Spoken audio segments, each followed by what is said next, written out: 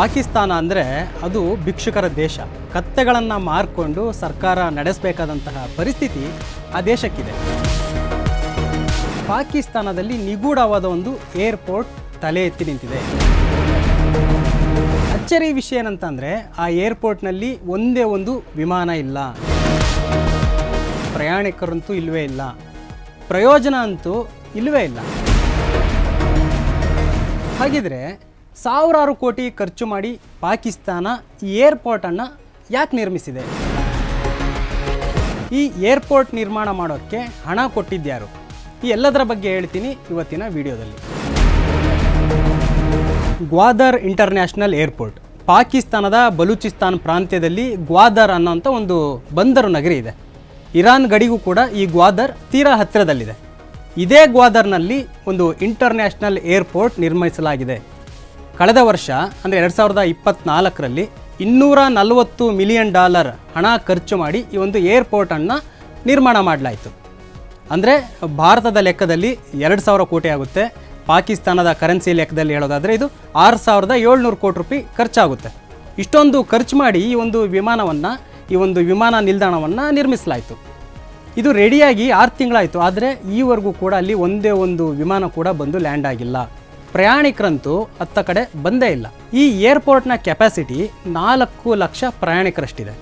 ಅಂದರೆ ಒಂದು ವರ್ಷದಲ್ಲಿ 4 ಲಕ್ಷ ಪ್ರಯಾಣಿಕರು ಇಲ್ಲಿಂದ ಓಡಾಡ್ಬೋದು. ಅಷ್ಟು ದೊಡ್ಡದಾದಂತಹ ಒಂದು ವಿಮಾನ ನಿಲ್ದಾಣ ಇದು.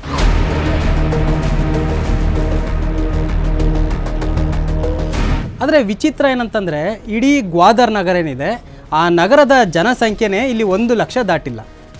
ಇಷ್ಟು ಕಡಿಮೆ ಜನ ಇದ್ದರೂ ಕೂಡ ಇಷ್ಟೊಂದು ದೊಡ್ಡದಾದ ಏರ್ಪೋರ್ಟ್ ಬೇಕಿತ್ತಾ ಅನ್ನೋಂಥ ಒಂದು ಪ್ರಶ್ನೆ ಇದೀಗ ಉದ್ಭವಿಸಿದೆ. ಹಾಗಾದರೆ ಈ ಏರ್ಪೋರ್ಟ್ ಮಾಡಿದ್ಯಾಕೆ? ಈ ಒಂದು ಏರ್ಪೋರ್ಟ್ ನಿರ್ಮಾಣ ಮಾಡೋಕ್ಕೆ ಯಾರು ಹಣ ಕೊಟ್ಟರು ಅನ್ನೋದನ್ನು ಹೇಳ್ತೀನಿ.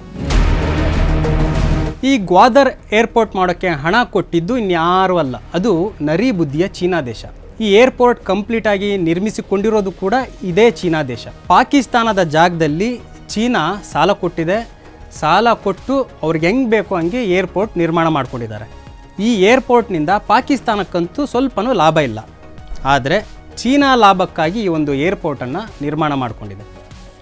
ಗ್ವಾದರ್ ಅನ್ನೋ ಏರಿಯಾ ಹೇಳಿ ಕೇಳಿ ಬಂದರು ನಗರಿ. ಚೀನಾದ ಸರಕು ಸಾಗಾಣಿಕೆಗೆ ಈ ಗ್ವಾದರ್ ನಗರ ಪ್ರಮುಖವಾದ್ದು. ಬಲೂಚಿಸ್ತಾನ ಪ್ರದೇಶದಲ್ಲಿ ಚೀನಾ ಈಗಾಗಲೇ ಸಾಕಷ್ಟು ಕಾಮಗಾರಿಗಳನ್ನು ನಡೆಸ್ತಾ ಇದೆ. ಇಲ್ಲಿ ಚೀನಾ ದೇಶದ ಕಾರ್ಮಿಕರು ಕೂಡ ಇಲ್ಲಿದ್ದಾರೆ, ಇಲ್ಲಿ ಕೆಲಸ ಮಾಡ್ತಾ ಇದ್ದಾರೆ. ಇದೇ ಕಾರಣಕ್ಕಾಗಿ ಚೀನಾ ದೇಶವೇ ಇಲ್ಲಿ ಪಾಕಿಸ್ತಾನದಲ್ಲಿ ಈ ಒಂದು ಏರ್ಪೋರ್ಟ್ ನಿರ್ಮಾಣ ಮಾಡಿಕೊಂಡಿದೆ. ಇನ್ನೊಂದು ಕಡೆಗೆ ಇರಾನ್ ಕೂಡ ಈ ಒಂದು ಗ್ವಾದರ್ ಅನ್ನೋ ಏನು ನಗರ ಇದೆ ಅದರ ಪಕ್ಕದಲ್ಲೇ ಇದೆ. ಈ ವಿಮಾನ ನಿಲ್ದಾಣದ ಮೂಲಕ ಎರಡೂ ದೇಶಗಳ ನಡುವೆ ವಾಣಿಜ್ಯ ವ್ಯವಹಾರವನ್ನು ಕಂಟ್ರೋಲ್ ಮಾಡ್ಬೋದು ಅನ್ನೋದು ಇಲ್ಲಿ ಚೀನಾದ ಲೆಕ್ಕಾಚಾರ. ಗ್ವಾದರ್ನ ದಕ್ಷಿಣಕ್ಕೆ ಇಲ್ಲಿ ಅರಬ್ಬಿ ಸಮುದ್ರ ಕೂಡ ಇದೆ.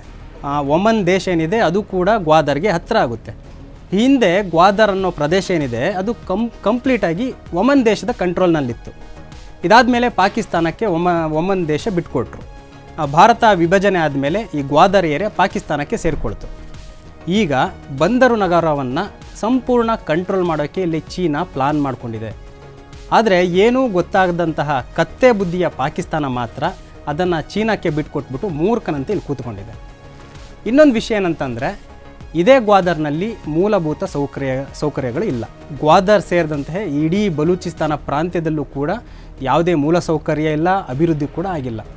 ಇನ್ನೊಂದು ಕಡೆಗೆ ಬಲೂಚಿಸ್ತಾನ ಪ್ರತ್ಯೇಕ ದೇಶದ ಹೋರಾಟಗಾರರು ಕೂಡ ಇಲ್ಲಿ ಪಾಕ್ ಸೇನೆ ಮೇಲೇ ಸಾಕಷ್ಟು ಬಾರಿ ಅಟ್ಯಾಕ್ ಮಾಡ್ತಾನೆ ಇರ್ತಾರೆ. ಆ ಚೀನೀಯರನ್ನು ಕೂಡ ಈ BLA ಅಂದರೆ ಬಲೂಚಿಸ್ತಾನ್ ಲಿಬರೇಷನ್ ಆರ್ಮಿನವರು ಏನಿದ್ದಾರೆ ಅವರು ಚೀನಾದವರನ್ನು ಓಡಿಸ್ಬೇಕು, ಬಲೂಚಿಸ್ತಾನ್ ಪ್ರಾಂತ್ಯದಿಂದ ಓಡಿಸ್ಬೇಕು ಅಂತ ಪ್ರಯತ್ನ ಪಡ್ತಿರ್ತಾರೆ. ಈಗ ಚೀನಾ ಇಲ್ಲೊಂದು ಪ್ಲಾನ್ ಮಾಡ್ಕೊಂಡಿದೆ, ಇಲ್ಲೊಂದು ವಿಮಾನ ನಿಲ್ದಾಣವನ್ನು ನಿರ್ಮಿಸೋದು, ಜೊತೆಗೆ ಬಲೂಚಿಸ್ತಾನ ಲಿಬರೇಷನ್ ಆರ್ಮಿ ಏನಿದೆ ಅದನ್ನು ಕಂಟ್ರೋಲ್ ಮಾಡುವಂತಹ ಪ್ಲಾನ್ ಈಗ ಚೀನಾದಿರ್ಬೋದು. ಈ ಗ್ವಾದರ್ ಮೂಲಕ ಮಿಲಿಟರಿ ಕಾರ್ಯಾಚರಣೆಗಳನ್ನು ಇಲ್ಲಿ ಚೀನಾ ಮಾಡ್ಬೋದು. ಇದರ ಯೂಸ್ ಗೊತ್ತಿಲ್ಲದಂತಹ ಪಾಕಿಸ್ತಾನ ಮಾತ್ರ ಒಂದೇ ಒಂದು ವಿಮಾನವನ್ನು ಕೂಡ ಈವರೆಗೂ ಅಲ್ಲಿ ಇಳಿಸೋಕೆ ಹೋಗಿಲ್ಲ. ಬೆಪ್ಪನಂತೆ ಅವರು ಕಾದು ಕೂತಿದ್ದಾರೆ. ಕ್ಷಣ ಕ್ಷಣದ ಸುದ್ದಿಗಳಿಗಾಗಿ ಫ್ರೀಡಂ ಟಿವಿ ಸಬ್ಸ್ಕ್ರೈಬ್ ಮಾಡಿ, ಲೈಕ್ ಮಾಡಿ ಹಾಗೂ ಫಾಲೋ ಮಾಡಿ. ಹೊಸ ಸುದ್ದಿಗಳ ನೋಟಿಫಿಕೇಶನ್ಗಾಗಿ ಬೆಲ್ ಐಕಾನ್ ಮೇಲೆ ಕ್ಲಿಕ್ ಮಾಡಿ.